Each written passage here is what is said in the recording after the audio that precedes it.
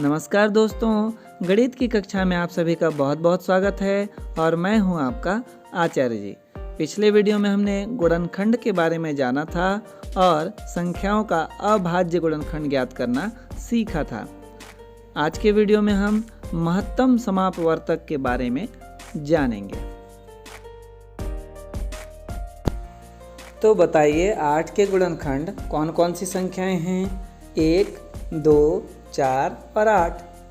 और 12 के गुणनखंड 1, 2, 3, 4, 6 और 12।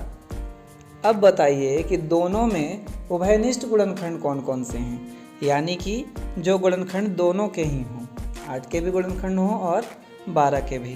तो ऐसे गुणनखंड कौन कौन से हैं? 1 है दोनों का गुणनखंड, 2 है दोनों का गुणनखंड और 4 है दोनों का गुणनखंड। तो 8 और 12 के उभयनिष्ठ गुणनखंड हो गए 1, 2 और 4। तो इनमें से जो सबसे बड़ा गुणनखंड है यानी कि 4, ये 8 और 12 का महत्तम समापवर्तक कहलाएगा। यानी कि दी गई संख्याओं के सबसे बड़े उभयनिष्ठ गुणनखंड को महत्तम समापवर्तक कहते हैं। या फिर इसको दूसरी तरीके से भी बोल सकते हैं, वह बड़ी से बड़ी संख्या जिससे दी गई सभी संख्याओं को पूरा पूरा भाग दिया जा सके, महत्तम समापवर्तक कहलाता है। 8 और 12 दोनों को ही हम 4 से पूरा पूरा भाग दे सकते हैं, है ना। तो 4, 8 और 12 का महत्तम समापवर्तक है। महत्तम समापवर्तक को इंग्लिश में बोलते हैं हाईएस्ट कॉमन फैक्टर, शॉर्ट में लिखते हैं HCF। महत्तम समापवर्तक ज्ञात करने की 2 विधियां हैं, अभाज्य गुणनखंड विधि और भाग विधि। तो चलिए महत्तम समापवर्तक ज्ञात करना सीखते हैं। उदाहरण 1 है 24, 36, 60 का महत्तम समापवर्तक ज्ञात कीजिए। तो सबसे पहले हमको सभी का अभाज्य गुणनखंड ज्ञात करना है। तो पहली संख्या है 24, तो 24 का अभाज्य गुणनखंड हम ज्ञात करेंगे। 24 सम संख्या है तो ये भाग जाएगी 2 से, तो 2 एकम 2, 2 दूना 4। फिर हमको सम संख्या मिला तो फिर 2 से भाग देंगे तो हो जाएगा 2 छक्के 12। फिर से 2 से भाग देंगे तो 2 तिया 6। 3 तो भाग जाएगा सिर्फ 3 से, 1 आ गया तो इसका भाग पूरा हो गया, है ना। अब अगली संख्या है 36। 36 भी एक सम संख्या है तो 2 से भाग देंगे, 2 एकम 2। 3 में से 2 भाग चला गया, 1 बचा, सामने 6 है तो 16, 2 अठे 16। फिर से सम संख्या 2 से भाग करेंगे, 2 नवा 18। फिर ये भाग जाएगा 3 से तो 3 तिया 9। फिर 3 से 3 एकम 3। अगली संख्या है 60। 60 भी सम संख्या है तो इसको भी 2 से भाग देंगे तो 2 तिया 6 और 0। फिर से 2 से 2 एकम 2। 3 में से 2 भाग गया, 1 बचा, सामने 0 है तो 10, 2 पंचे 10। ये भाग जाएगा 3 से, 3 पचे 15। और ये भाग जाएगा 5 से, 5 एकम 5। तो 24 बराबर हम लिख सकते हैं 2 गुणा 2 गुणा 2 गुणा 3, है ना।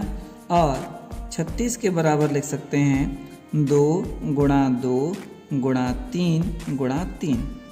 60 के बराबर लिख सकते हैं 2 गुणा 2 गुणा 3 गुणा 5। ठीक है। अब इनमें देखिए कि तीनों के ही गुणनखंड में उभयनिष्ठ गुणनखंड कौन कौन से हैं, यानी कि तीनों में ही आए हों। तो 2 आया है तीनों में, फिर से एक 2 आया है तीनों में, उसके बाद एक 2 24 का गुणनखंड तो है लेकिन बाकी में नहीं है। फिर 3 सभी में है, ठीक है। उसके बाद ये एक 3 और बच रहा है 36 का गुणनखंड में, लेकिन 24 के गुणनखंड में और 3 नहीं है और 60 के गुणनखंड में भी 3 नहीं है। इसी तरह 5 60 का तो गुणनखंड है लेकिन बाकी दोनों का नहीं है।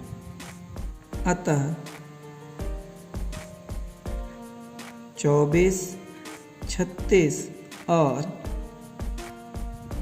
60 का महत्तम समापवर्तक होगा। जो भी उभयनिष्ठ गुणनखंड हैं इनको गुणा करके लिखिए।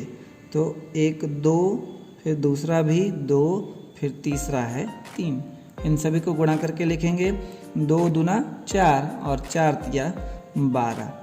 ठीक है, तो 12 ही ऐसी बड़ी से बड़ी संख्या है जिनसे कि सभी को भाग दिया जा सकता है। 24 को भी, 36 को भी और 60 को भी। 24, 36 और 60 तीनों का ही सबसे बड़ा उभयनिष्ठ गुणनखंड है 12।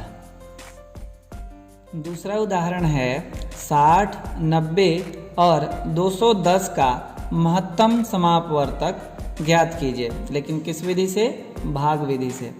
पिछले उदाहरण में हम अभाज्य गुणनखंड विधि से महत्तम समापवर्तक ज्ञात किए थे। इस उदाहरण को हम भाग विधि से हल करेंगे। तो इसके लिए हमको जितनी भी संख्याएं दी हैं सभी को एक ही साथ भाग करना है। तो 60, 90 और 210 तीनों को एक साथ ही भाग देना है। तो ऐसी संख्या यहाँ लेना है जिससे कि तीनों ही भाग चले जाएं। तो तीनों सम संख्याएं हैं तो 2 से तीनों ही भाग जाएंगे। ठीक है, तो पहले देते हैं 60 को 2 तिया 6, फिर 0 के लिए 0। फिर 90 को 2 चौको 8, तो 9 में से 8 भाग चला गया, एक बच्चा सामने 0 है तो 10, 2 पंचे 10। उसके बाद 210 को देते हैं 2 एकम 2 और आगे 10 है तो कितनी बार में जाएगा? 5 बार में। 2 पंचे 10। एक था भाग नहीं जा रहा था तो 0 लिए, फिर दोनों अंक लेकर के 2 पंचे 10। उसके बाद अब हमको मिले 30, 45 और 105। इनमें से 2 संख्याएं विषम हैं और 1 सम है, तो ये सभी तो 2 से भाग जाएंगे नहीं, इसलिए 2 से हमको भाग नहीं देना है। अब ऐसी संख्या देखना है जिससे तीनों ही भाग चले जाएं। तो 3 से जाएंगे क्या? तो ये 30 तो दिख रहा है कि 3 से भाग जाएगा। बाकी तो अंकों को जोड़ करके देखिए, 45 में 4 और 5 जोड़ेंगे तो आएगा 9। 9 भाग जाता है 3 से, तो 45 भी 3 से भाग जाएगा। 105, इसमें 1, 0 और 5 तीनों को जोड़िए, तो 1 और 0 जोड़ेंगे तो 1, फिर उसमें 5 जोड़ेंगे तो 6। 6 3 से भाग जाता है, इसलिए 105 भी 3 से भाग जाएगा। तो सभी 3 से भाग जा रहे हैं तो 3 से भाग देते हैं। 3 एकम 3 और ये 0, तो 30 को भाग दिए तो आया 10। 45 को 3 एकम 3, तो 4 में से 3 भाग गया, एक बचा, सामने 5 है तो 15, 3 पचे 15। एक भाग नहीं जाएगा, 3 से छोटा है तो यहाँ 0 लेंगे और 2 अंक लेंगे तो हो गया 10, तो 3 तिया 9, तो 10 में से 9 भाग गया, एक बचा, सामने 5 है तो 15, तो 3 पचे 15। ये देखिए अब आया 10, 15 और 35। तो तीनों अगर हम 3 से भाग दें तो भाग नहीं जाएंगे, क्योंकि 10 3 से भाग नहीं जाता है। तो ऐसी संख्या लेना है जिससे सभी भाग चले जाएं। तो आप देखें, इसके इकाई में 0 है, इसके इकाई में 5, इसके इकाई में 5।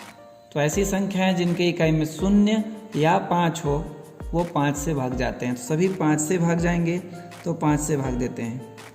तो 5 दूना 10, 10 भाग चला गया, और 5 तिया 15, 15 भी भाग चला गया, और 5 सते 35, तो 35 भी भाग चला गया। अब 2, 3 और 7 ये तीनों जो हैं अभाज्य संख्याएं हैं। 2 सिर्फ 2 से भाग जाएगा, 3 सिर्फ 3 से और 7 सिर्फ 7 से। मतलब तीनों को एक साथ भाग नहीं दिया जा सकता एक के अलावा और किसी भी संख्या से।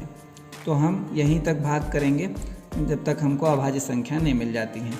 अब इधर जो भी संख्याएं आई इन सभी को हमको गुणा करना है, इनका गुणनफल ही महत्तम समापवर्तक होगा। तो नीचे लिखेंगे अतः 60, 90 और 210 का महत्तम समापवर्तक बराबर 2 गुणा 3 गुणा 5। तो कितना हो जाएगा? 2 तिया 6 और 6 पंचे 30।